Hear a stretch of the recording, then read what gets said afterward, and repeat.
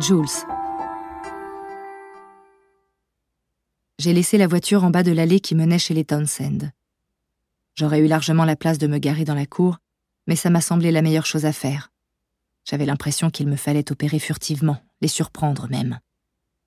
Cette relique d'intrépidité qui avait ressurgi en moi le jour où j'avais affronté mon violeur était de retour. Le bracelet dans la poche, j'ai traversé la cour baignée de soleil, bien droite. J'étais là pour ma sœur, pour rétablir la vérité en son nom.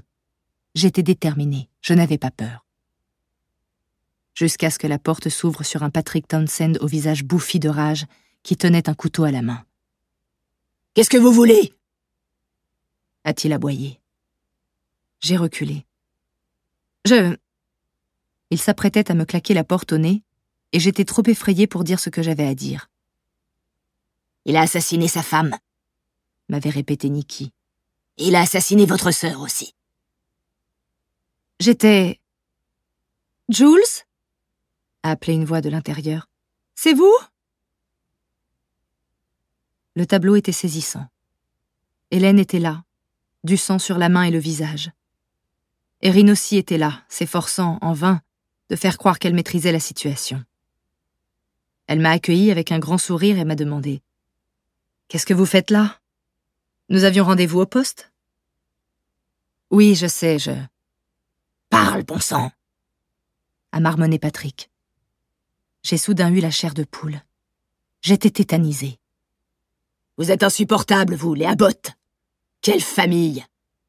a-t-il tonné avant d'abattre le couteau sur la table. « Je me souviens de toi, tu sais. T'étais obèse quand t'étais petite, non ?» Puis s'adressant à Hélène. « Elle était énorme, une horreur. Et les parents, des minables. » Quand il s'est à nouveau tourné vers moi, mes mains tremblaient. « J'imagine que la mère avait une bonne excuse vu qu'elle était mourante. Mais quelqu'un aurait dû les reprendre en main, ces mômes. Vous faisiez tout ce que vous vouliez, ta sœur et toi. Et regarde comme ça vous a réussi. Elle était dérangée, et toi? T'es quoi? Attardé? Ça suffit, monsieur Townsend, est intervenue Erin avant de me prendre par le bras. Allons, venez avec moi au poste. Nous devons prendre la déposition de Lena. Ah oui, la gamine. Elle finira comme sa mère, celle-là. Elle lui ressemble, d'ailleurs. Elle est tout aussi vulgaire, elle parle mal. Rien qu'à la regarder, on a envie de lui mettre une gifle. Vous passez beaucoup de temps à penser à ce que vous avez envie de faire à ma nièce de 15 ans, non ? Ai-je dit d'une voix forte. Vous trouvez ça normal, peut-être ? Ma colère s'était réveillée et Patrick ne s'y attendait pas. Alors ? Vous trouvez ça normal ? Espèce de vieux dégueulasse ! Je me suis tournée vers Erin. Je ne suis pas encore prête à partir, en réalité. Mais ça tombe très bien que vous soyez là, Erin. Parce que ce n'est pas à lui. J'ai désigné Patrick d'un signe de tête que je suis venue parler, mais à elle. À vous, Madame Townsend. D'une main tremblante, j'ai sorti le petit sachet en plastique de ma poche et je l'ai posé sur la table, à côté du couteau. Dites-moi, à quel moment avez-vous pris ce bracelet au poignet de ma sœur ? Hélène a écarquillé les yeux et j'ai su qu'elle était coupable. D'où vient ce bracelet, Jules ? A demandé Erin. Lena. Mark Henderson le lui a donné. Il l'avait pris à Hélène.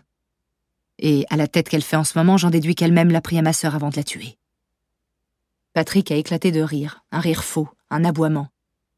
Elle l'a pris à Lena, qui l'a pris à Mark, qui l'a pris à Hélène, qui l'a pris à la petite souris, c'est ça? Qu'est-ce qu'il faut pas entendre, putain? Il s'est immédiatement tourné vers Hélène. Excuse ma grossièreté, ma chérie, mais c'est du grand n'importe quoi. Il était dans votre bureau, n'est-ce pas, Hélène? Ai-je insisté. Dites, Erin, on pourra y retrouver des empreintes, non? Ou des traces d'ADN? Patrick a encore gloussé, mais Hélène semblait paniquer. Non, a-t-elle enfin répondu, son regard oscillant entre moi, Erin et son beau-père. C'était... Non. Elle a pris une grande inspiration. Je l'ai trouvé. Mais je ne savais pas que c'était le sien. Alors je l'ai gardé. Mais je comptais le déposer aux objets trouvés. Et où l'avez-vous trouvé, Hélène ? A demandé Erin. Au collège ? Hélène a jeté un coup d'œil à Patrick avant de répondre au sergent, comme si elle essayait d'évaluer la crédibilité de son mensonge. Je crois que... Oui, c'est ça. Et comme je ne savais pas à qui il appartenait... Ma sœur portait ce bracelet en permanence, ai-je dit. Ce sont les initiales de ma mère qui sont gravées dessus. J'ai du mal à croire que vous ne l'ayez pas reconnue. Vous étiez forcément consciente de son importance. Non, je ne savais pas, a répété Hélène, écarlate, mais sa voix n'était plus qu'un filet. Évidemment qu'elle ne savait pas, A soudain tonné Patrick. Évidemment qu'elle ne savait pas ce que c'était, ni d'où ça venait. Il s'est rapidement approché d'elle pour poser une main sur son épaule. Si Hélène avait le bracelet, c'est parce que je l'avais oublié dans sa voiture. Pure négligence de ma part. Je devais le jeter, c'était prévu, mais j'ai des petits problèmes de mémoire. Elle n'est plus aussi fiable ces derniers temps, n'est-ce pas, ma chérie? Hélène n'a pas répondu, pas bougé. Je l'ai oublié dans sa voiture, a-t-il répété. Très bien, a dit Erin. Mais vous, où est-ce que vous l'avez trouvée? Il m'a regardé droit dans les yeux au moment de lui répondre. À votre avis, espèce de conne? Je l'ai arraché au bras de cette putain au moment où je l'ai balancé dans le vide.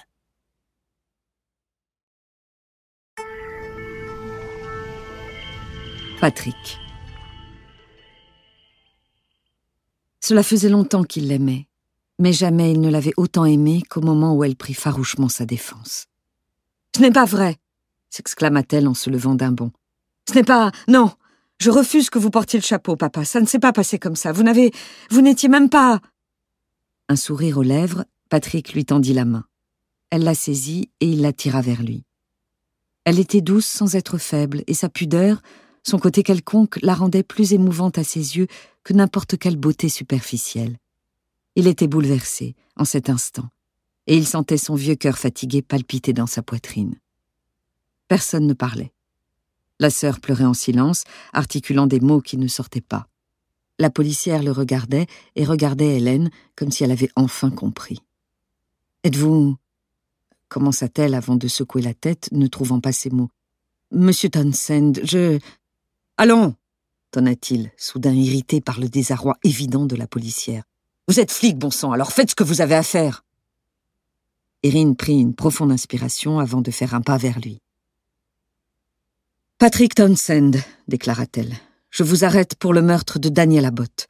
Vous avez le droit de garder le silence. »« Oui, c'est bon, l'interrompit-il d'un ton las. Je sais tout ça, bon Dieu. Les femmes comme vous, ça sait jamais quand la boucler. » Puis, se tournant vers Hélène. « Mais toi, ma chérie, tu sais quand parler, et tu sais quand te taire. Dis la vérité, ma douce. » Elle se mit à pleurer, et il regretta amèrement de ne pas pouvoir se retrouver une dernière fois à ses côtés dans la chambre du haut avant de lui être définitivement arraché.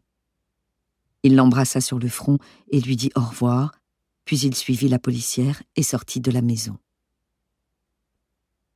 Patrick n'avait jamais été trop adepte du mysticisme, de l'instinct et des intuitions, mais il devait bien admettre qu'il avait senti venir la fin, le jugement dernier. Il l'avait senti bien avant qu'on ne sorte le corps de Nell Abbott de l'eau, mais il avait mis ce sentiment sur le compte de son âge avancé. Son esprit lui jouait des tours ces derniers temps, ravivant les couleurs de ses vieux souvenirs tout en floutant les plus récents.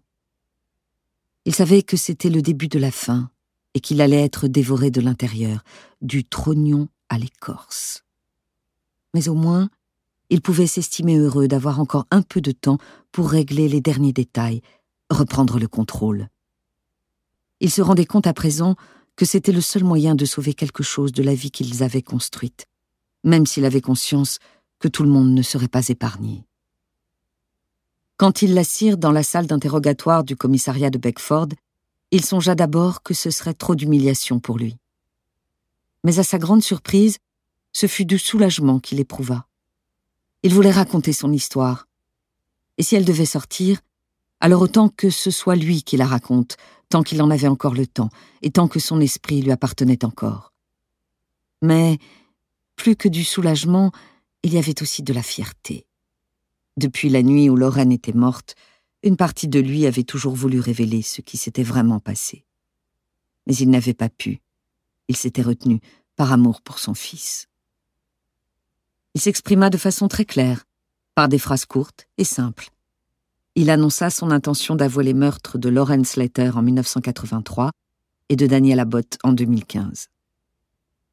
Pour Lauren, ce fut évidemment plus facile. L'histoire était assez simple. Ils s'étaient disputés à la maison.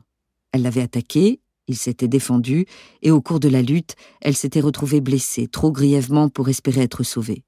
Et donc, afin d'épargner à son fils la vérité, et il le reconnaissait, de s'épargner la prison, il l'avait conduite à la rivière, avait porté son corps sans vie jusqu'en haut de la falaise et l'avait précipité dans le vide. Le sergent Morgan écouta poliment, mais à cet instant, elle l'interrompit. « Est-ce que votre fils était avec vous à ce moment-là, Monsieur Townsend ?»« Il n'a rien vu, » répondit Patrick. Il était trop petit et trop effrayé pour comprendre ce qui se passait. Il n'a pas vu sa mère se faire mal et il ne l'a pas vue tomber. Il ne vous a pas vu la jeter du haut de la falaise. Il lui fallut déployer un effort considérable pour ne pas la gifler. Il n'a rien vu. Je l'ai mis dans la voiture parce que je ne pouvais pas décemment laisser un gamin de 6 ans seul à la maison en plein orage. Si vous aviez des enfants, vous comprendriez. Il n'a rien vu. Il était complètement perdu. Alors je lui ai dit... Je lui ai raconté une version de la vérité qu'il serait en mesure de comprendre, en mesure d'accepter. Une version de la vérité. Je lui ai raconté une histoire. C'est ce qu'on fait avec les enfants quand il y a des choses qui n'ont pas de sens pour eux. Une histoire plus facile à supporter, une histoire qui ne le détruirait pas. Vous ne saisissez donc pas ?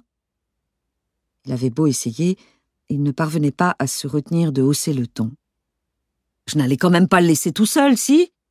Sa mère n'était plus là. Qu'est-ce qui lui serait arrivé si j'avais dû aller en prison ? Quelle vie il aurait eu ? Il se serait retrouvé en foyer, et moi, j'ai vu ce qu'ils deviennent, les gamins qui grandissent en foyer. Il n'y en a pas un qui ne finisse pas taré ou pervers. Je l'ai protégé, conclut-il en bombant fièrement le torse. Toute sa vie, je l'ai protégé. L'histoire de Nell Abbott était, par la force des choses, plus difficile à relater. Quand il avait découvert qu'elle avait parlé avec Nikki Sage et qu'elle prenait au sérieux les accusations de celle-ci au sujet de Lauren, il avait commencé à s'inquiéter. Non pas qu'elle serait allée voir la police, non. La justice n'avait aucun intérêt pour elle. Tout ce qui l'intéressait, c'était d'apporter un peu de sensationnel à son projet minable. Mais Patrick avait peur qu'elle dise à Sean quelque chose qui le bouleverse. Une fois de plus, il n'avait fait que protéger son fils. « C'est le rôle d'un père », déclara-t-il. « Mais vous êtes peut-être mal placé pour le savoir. Je me suis laissé dire que le vôtre était un pochetron et qu'il avait l'alcool mauvais. » Il sourit en regardant Erin Morgan encaisser le coup, puis il reprit le cours de son récit et expliqua qu'il avait donné rendez-vous un soir à Nell Abbott pour évoquer ces fameuses allégations. « Et elle a accepté de vous retrouver à la falaise ?» demanda le sergent Morgan, incrédule. « Vous ne l'avez jamais rencontrée ? Vous ne pouvez pas savoir à quel point elle était vaniteuse. Il a suffi que je lui promette de lui raconter exactement ce qui s'était passé entre Lauren et moi. Je lui ai dit que je lui montrerais comment s'étaient passées les choses sur les lieux mêmes du drame, et qu'elle serait la première à entendre la vraie version de l'histoire. Après, une fois qu'elle a été là-haut, c'était facile.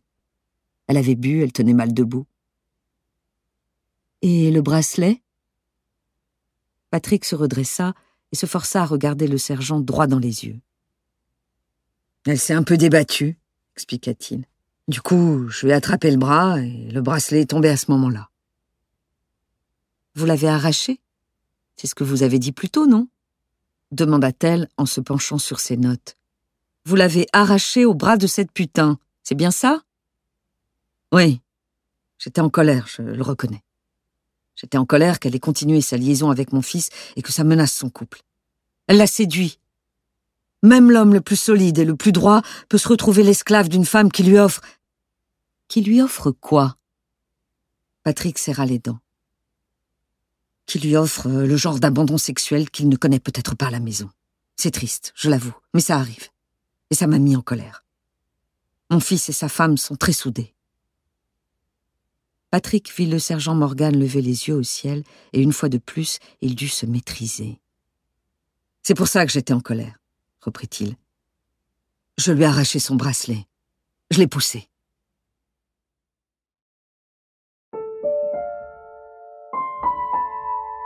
Quatrième partie.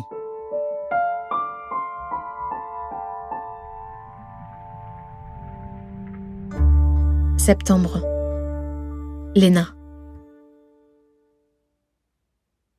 Je pensais que je ne voudrais pas partir. Mais je ne peux plus voir la rivière tous les jours, la traverser en allant au collège. Je n'ai même plus envie d'aller nager. De toute façon, maintenant, il fait trop froid. On part pour Londres demain. J'ai presque fini de boucler mes valises. On va mettre la maison en location. Ça ne me plaisait pas comme idée. Je ne voulais pas imaginer des gens vivre dans nos chambres, occuper notre espace, mais Jules a dit que sinon on risquait d'avoir des squatteurs, ou que si la maison commençait à s'abîmer, il n'y aurait personne pour le remarquer et faire les réparations, et ça ne me plaisait pas non plus. Donc j'ai accepté. Ça reste quand même ma maison. Maman me l'a léguée alors, quand j'aurai 18 ans, ou 21, je ne sais plus trop. Elle m'appartiendra officiellement, et je pourrai revenir y habiter. Je sais que je reviendrai. Je reviendrai quand ça me fera moins mal et quand j'aurai arrêté de voir maman partout où je regarde. J'ai peur d'aller à Londres, mais un peu moins qu'avant. Jules, et pas Julia, est vraiment bizarre. Elle le sera toujours de toute façon. Elle est même complètement détraquée. Mais moi aussi, je suis un peu bizarre et complètement détraquée. Alors peut-être que ça ira. Il y a des choses que j'aime bien chez elle. Elle fait la cuisine, elle joue les mères poules, elle m'engueule quand je fume. Quand je sors, elle me force à lui dire où je vais et à quelle heure je compte rentrer. Comme une maman normale. Bref, je suis contente de savoir qu'on ne sera que toutes les deux. Sans mari. Et sans petit copain, j'imagine. Ni rien de ce genre. Et au moins, dans mon nouveau collège, personne ne saura qui je suis. Personne ne saura rien sur moi. Tu peux devenir quelqu'un d'autre, m'a dit Jules. Et j'ai trouvé ça pas très sympa, parce que je vois pas où est le problème avec la personne que je suis déjà. Mais bon, je vois ce qu'elle veut dire. Je me suis coupé les cheveux très courts. Le changement est radical. Du coup, dans mon nouveau collège, je ne serai plus la jolie fille que personne n'aime. Je serai banale.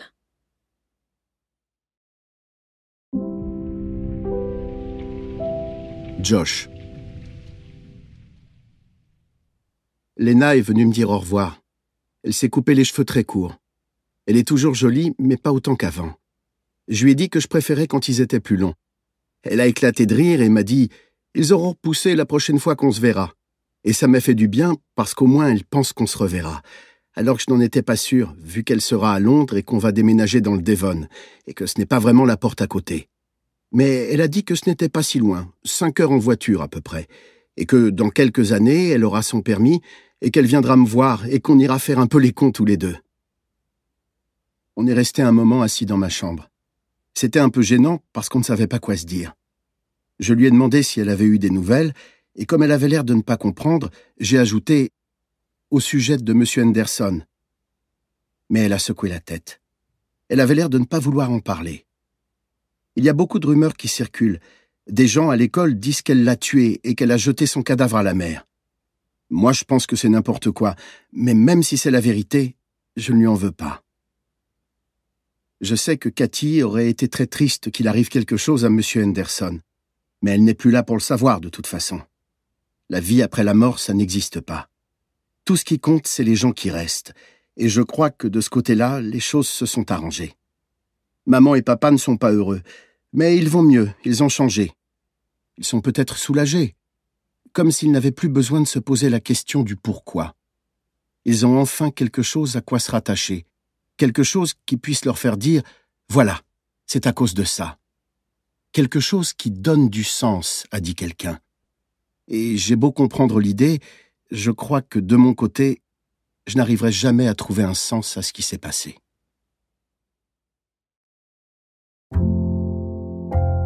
Louise.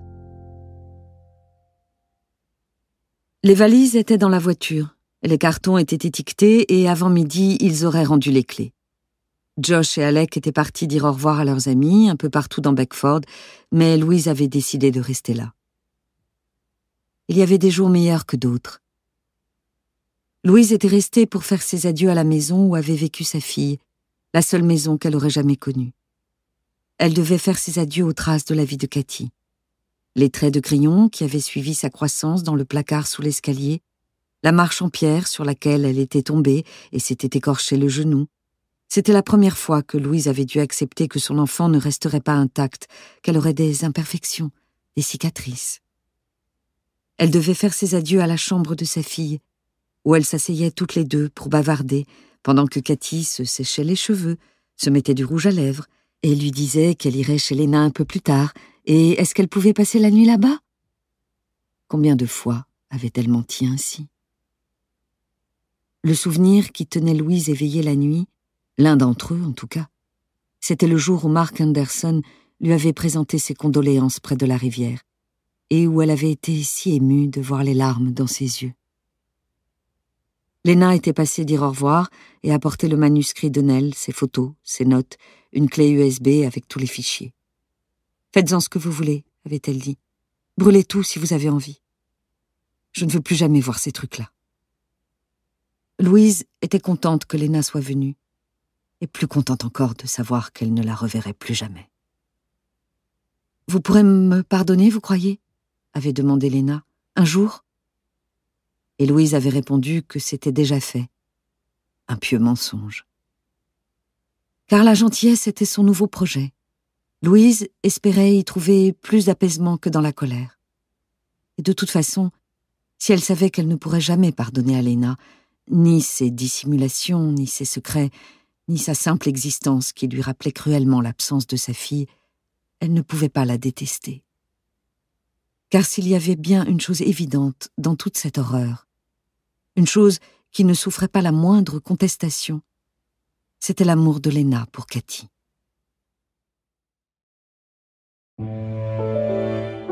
Décembre, Nikki. Nikki avait fini de faire ses valises. Les choses s'étaient calmées en ville. C'était toujours le cas avec l'arrivée de l'hiver, sauf que là, il y avait aussi beaucoup de gens qui étaient partis. Patrick Townsend moisissait dans sa cellule, bien fait pour lui, et son fils s'était enfui pour essayer de trouver un semblant de paix. Pas sûr qu'il y parvienne. Le vieux moulin était vide depuis que Léna Abbott et sa tante s'étaient installés à Londres. Les Whittaker avaient déménagé eux aussi. Il semblait à Nikki que leur maison n'était restée en vente qu'une semaine, avant qu'un couple avec 3 enfants et un chien ne débarque à bord d'un Range Rover. Dans sa tête aussi, les choses s'étaient calmées. La voix de Janine n'était plus aussi assourdissante, et quand elle venait lui parler, c'était plus sur le ton de la discussion que celui de l'invective. Nikki se rendait compte que ces jours-ci, elle passait plus de temps au lit qu'assise à la fenêtre à regarder dehors. Elle se sentait très fatiguée, et ses jambes lui faisaient souffrir le martyre. Le lendemain matin, elle partait en Espagne pour 2 semaines au soleil. Du repos et un peu de divertissement, voilà ce dont elle avait besoin. Elle ne s'était pas attendue à recevoir l'argent. 10 000 livres sterling légués par Nell Abbott à une certaine Nicola Sage, habitant Marsh Street à Beckford. Qui l'eût cru? Mais Nikki aurait peut-être pu s'en douter, car Nell était la seule à l'avoir jamais écoutée. Pauvre Nell, pour le bien que ça lui avait fait.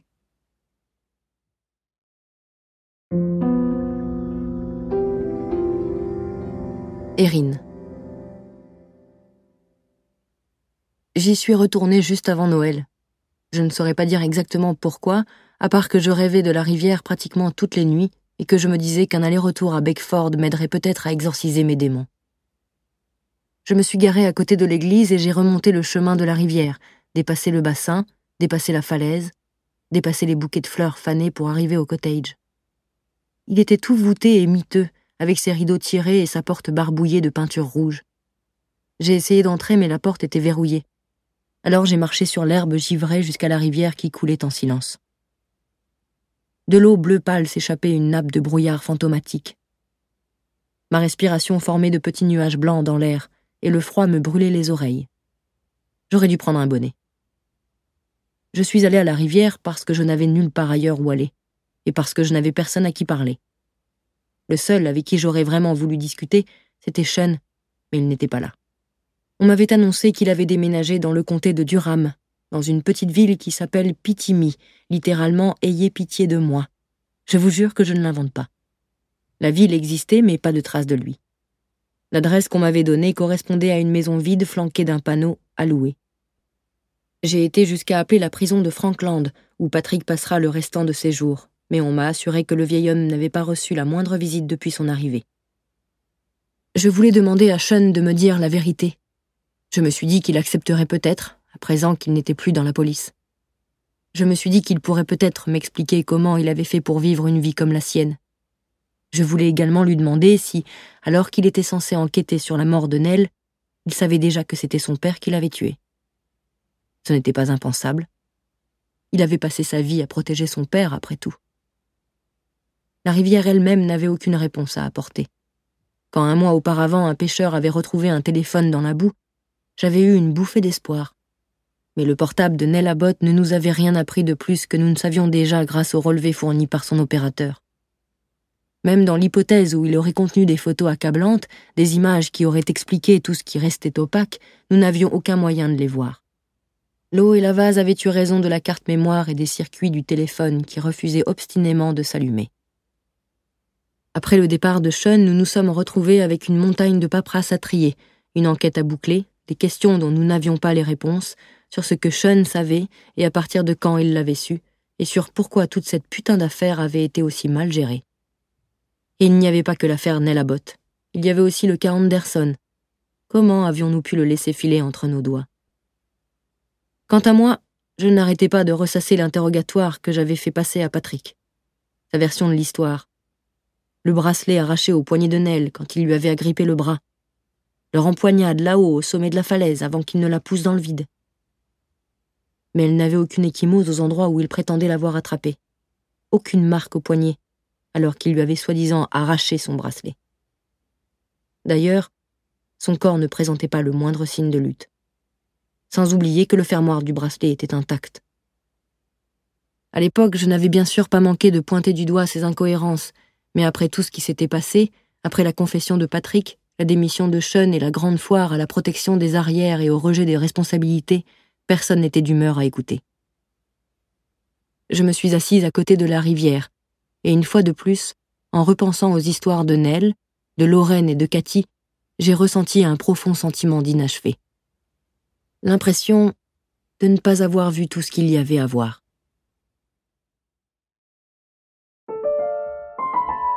Hélène. Hélène avait une tante qui habitait juste à côté de Pitimi, un peu au nord de Durham. Elle avait une ferme, et Hélène se rappelait un été qu'elle avait passé là-bas, à ramasser des mûres et à donner des carottes aux ânes.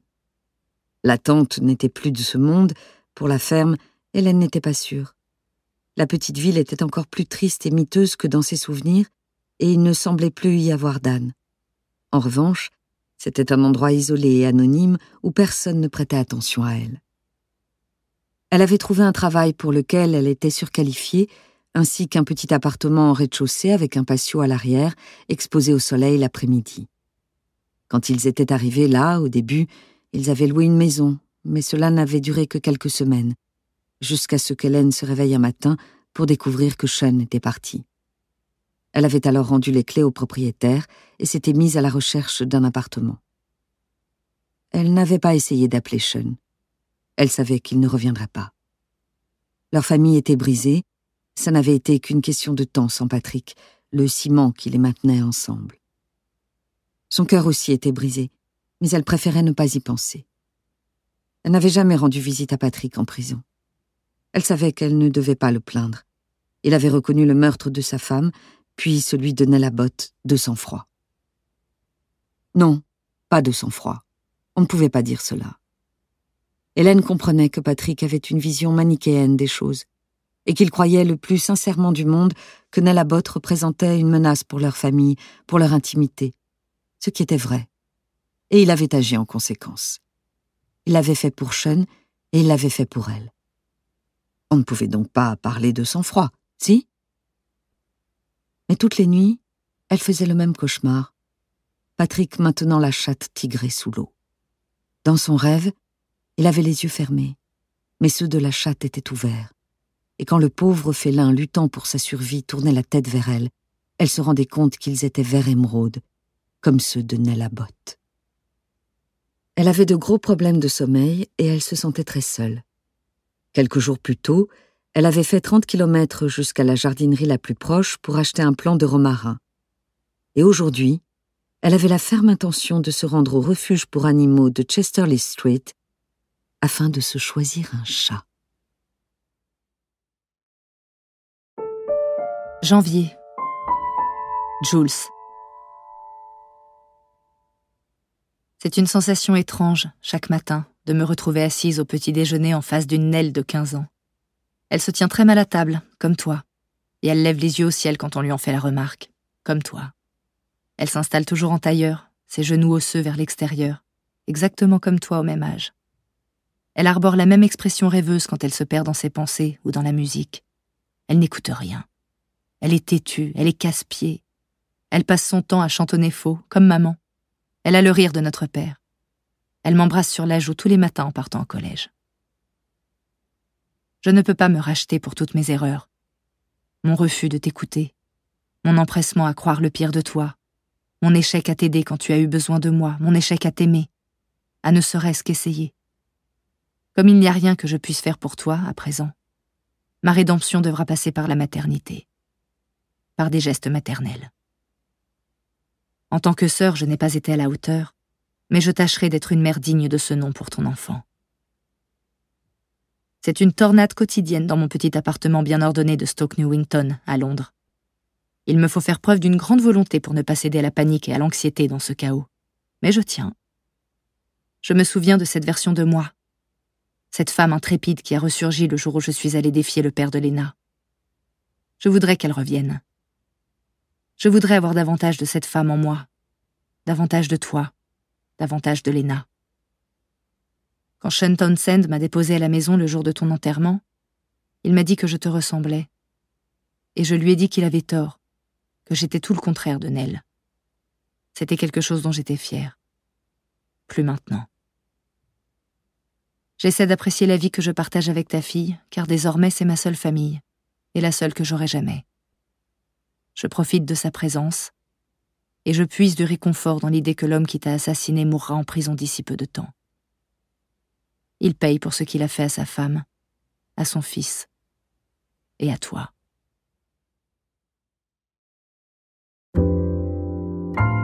Patrick. Patrick ne rêvait plus de sa femme. À présent, c'était un autre rêve qu'il faisait souvent. Un rêve dans lequel il se rejouait de façon différente la scène de l'été dernier dans sa cuisine. Au lieu de se rendre au sergent, il prenait le couteau d'office sur la table et le lui enfonçait en plein cœur, puis, une fois qu'elle était morte, il s'attaquait à la sœur de Nell Abbott. Il sentait son excitation grandir et grandir jusqu'à ce que, enfin rassasié, il retire le couteau de la poitrine de la sœur et lève les yeux vers Hélène.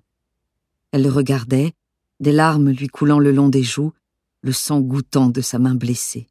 « Arrêtez, papa, » disait-elle, « vous lui faites peur. » Quand il se réveillait, c'était toujours au visage d'Hélène qu'il pensait, à son air dévasté quand il avait tout avoué.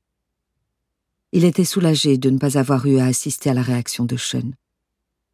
Quand son fils était rentré à Beckford ce soir-là, Patrick avait déjà fait des aveux complets. Sean lui avait rendu visite une fois, en préventive. Et Patrick savait qu'il ne reviendrait sûrement jamais. Ce qui lui brisait le cœur, car tout ce qu'il avait fait, toutes les histoires qu'il avait racontées et toute cette vie qu'il avait construite, ça avait été uniquement pour son fils.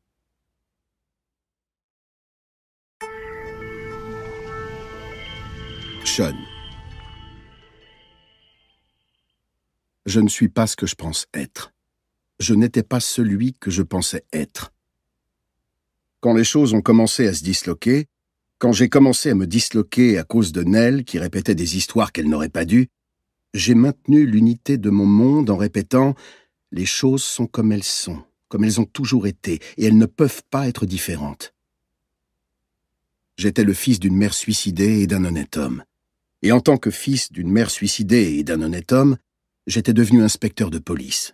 J'avais épousé une femme respectable et responsable, avec qui je vivais une vie respectable et responsable.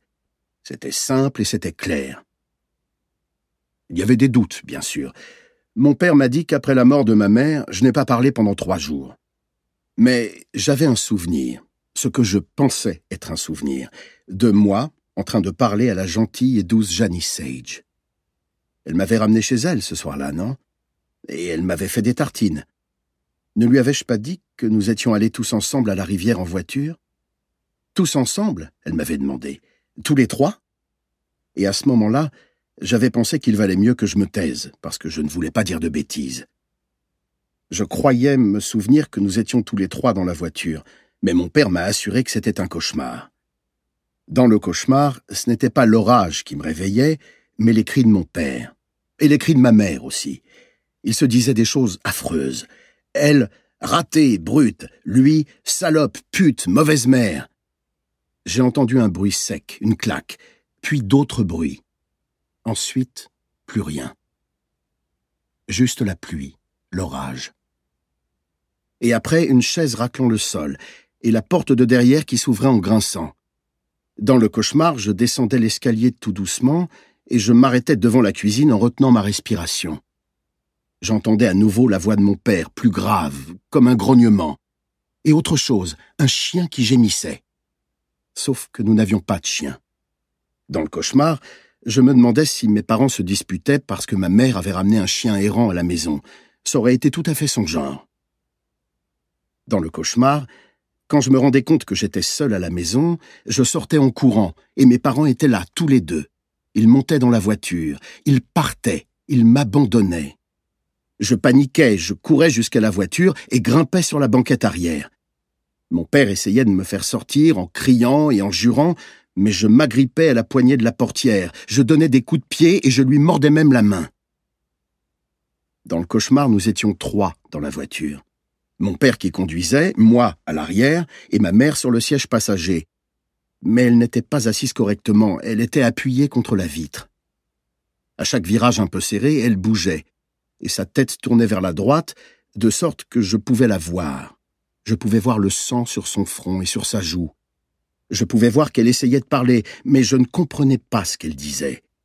Ses mots étaient étranges, comme si elle parlait dans une langue que je ne connaissais pas.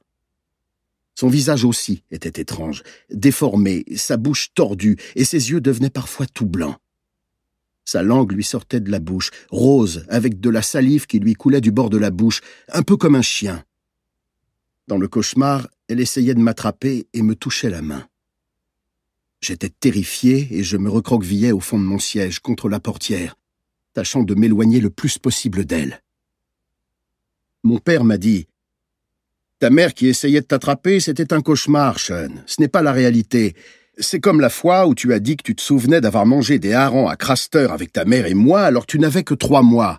Tu as dit que tu te rappelais du fumoir, mais c'est seulement parce que tu l'avais vu en photo. Là, c'est la même chose. » C'était logique. Ça ne collait pas vraiment, mais au moins c'était logique. À 12 ans, je me suis rappelé autre chose. Je me suis rappelé l'orage, moi courant sous la pluie, sauf que cette fois, mon père ne montait pas dans la voiture. Il mettait ma mère dedans. Il l'aidait à s'installer sur le siège passager. C'était une image très nette, et je n'avais pas l'impression que ça faisait partie du cauchemar. La qualité du souvenir était différente. J'avais peur, mais ce n'était pas la même peur que quand ma mère avait essayé de m'attraper. C'était moins viscéral. Ce nouveau souvenir m'a beaucoup perturbé. J'en ai parlé à mon père. Il m'a déboîté l'épaule en me balançant contre le mur, mais c'est surtout ce qui s'est passé après qui m'est resté. Il m'a dit qu'il fallait qu'il me donne une leçon. Alors il a pris un grand couteau de cuisine et il m'a coupé à hauteur du poignet. C'était un avertissement. « Pour que tu te souviennes, » il a dit. « Pour que tu n'oublies jamais. Si tu t'avises d'oublier, la prochaine fois ce sera différent. Je couperai dans l'autre sens, comme ça. » Il a placé la pointe de la lame sur mon poignet droit, à la base de la main, et il a remonté le long de mon avant-bras, jusqu'au coude. « Je ne veux plus jamais parler de ça, Sean, tu le sais. On en a déjà largement assez discuté comme ça. On ne parle pas de ta mère. Ce qu'elle a fait était honteux. » Il m'a parlé du 7e cercle de l'enfer, où les suicidés étaient transformés en buissons d'épines et mangés par les harpies. Je lui ai demandé ce qu'était une harpie, et il m'a répondu que ma mère en était une. C'était déroutant. Est-ce qu'elle était le buisson d'épines ou la harpie? J'ai pensé au cauchemar, à elle dans la voiture essayant de m'attraper, à sa bouche ouverte et à la salive sanglante qui lui coulait des lèvres. Je ne voulais pas qu'elle me mange. Quand mon poignet a guéri, la cicatrice est restée très sensible, et j'y ai trouvé une utilité. Dès que je sentais mon esprit partir à la dérive, je la touchais, et la plupart du temps, ça suffisait à me ramener à la réalité. Néanmoins, il existait toujours une faille, là, en moi, entre, d'une part, ma compréhension des événements, du rôle que j'avais joué et du rôle que mon père avait joué, et d'autre part, l'étrange sentiment fugace que quelque chose ne collait pas. Comme le fait qu'il n'y avait pas de dinosaures dans la Bible. D'un côté, ça n'avait pas de sens, et de l'autre, je savais que c'était comme ça. C'était comme ça parce qu'on m'avait dit que ces choses étaient vraies. Adam et Ève, mais également les brontosaures. Au fil des années, la faille s'était faite plus ou moins présente, plus ou moins menaçante, mais c'est Nell qui a fini par déclencher le séisme. Pas au début. Au début, c'était d'elle qu'il était question, de nous ensemble. Malgré sa déception, elle avait accepté l'histoire que je lui avais racontée, l'histoire que je savais être la vérité. Mais après la mort de Cathy, Nell avait changé. Elle s'était mise à discuter de plus en plus avec Nikki Sage, et elle ne croyait plus à ma version de l'histoire. Il faut dire que celle de Nikki correspondait bien mieux à la vision que se faisait Nell du bassin aux noyés, cet endroit qu'elle avait imaginé, un lieu à la gloire des femmes persécutées, des étrangères et des marginales tombées sous le coup d'un système patriarcal dont mon père était l'incarnation. Elle m'a dit qu'elle pensait que mon père avait tué ma mère, et la faille s'est élargie. Il y a eu quelques secousses, et puis, les secousses se faisant plus violentes, des images étranges me sont revenues. D'abord sous la forme de cauchemars, puis sous la forme de souvenirs. « Elle te pervertira !» m'avait prévenu mon père quand il avait découvert pour Nell et moi. Elle avait même fait plus que ça. Elle m'avait entièrement démantelé. Si je l'écoutais, si je croyais à sa version de l'histoire, je n'étais plus le fils malheureux d'une mère suicidée et d'un père de famille respectable. J'étais le fils d'un monstre. Plus que ça, pire que ça. J'étais le petit garçon qui avait regardé sa mère mourir et qui n'avait rien dit. J'étais le petit garçon, l'adolescent, l'homme qui avait protégé son meurtrier, qui avait vécu avec lui, qui l'avait aimé. Il m'était difficile d'être cet homme. La nuit où Nell est morte, on s'était retrouvés au cottage comme avant. Et je me suis abandonné. Elle voulait tellement que j'atteigne la vérité. Elle me répétait que ça me libérerait de moi-même, que ça me libérerait d'une vie que je ne voulais pas. Mais elle pensait aussi à elle, à ce qu'elle avait découvert, et à ce que ça signifiait pour elle, pour son travail, pour sa vie, pour son bassin. C'était d'ailleurs ça le plus important. Le fait que son bassin ne soit plus un lieu où on se suicide, mais un lieu où on se débarrassait des femmes à problème. On est rentré au village à pied. Ce n'était pas la première fois. Depuis que mon père nous avait surpris au cottage, je ne laissais plus jamais la voiture devant. Je la garais systématiquement au village. Nell avait la tête qui tournait à cause de l'alcool, du sexe, de sa nouvelle lubie. « Il faut que tu te souviennes », elle m'a dit. « Il faut que tu y ailles, que tu regardes et que tu te souviennes, Sean. » Exactement comme ça s'est passé, maintenant, cette nuit. « Il pleuvait », je lui ai répondu. « Le jour où elle est morte, il pleuvait. Ce n'était pas une nuit dégagée comme ce soir. On devrait peut-être attendre qu'il pleuve. » Elle n'a pas voulu attendre. Debout au sommet de la falaise, on regardait en bas. « Ce n'est pas là que je me trouvais, Nell, » je lui ai dit. « Je n'étais pas là, mais dans les arbres, en contrebas. Je ne pouvais rien voir. » Elle était au bord de la falaise. Elle me tournait le dos. « Est-ce qu'elle a crié ?» elle m'a demandé. « Quand elle est tombée, est-ce que tu as entendu quelque chose ?» J'ai fermé les yeux et je l'ai vue dans la voiture qui essayait de m'attraper, tandis que je cherchais à lui échapper. Je me suis recroquevillé, mais elle n'arrêtait pas de revenir à l'assaut, et j'ai voulu la repousser. Et mes mains dans le creux du dos de Nell, je l'ai repoussée.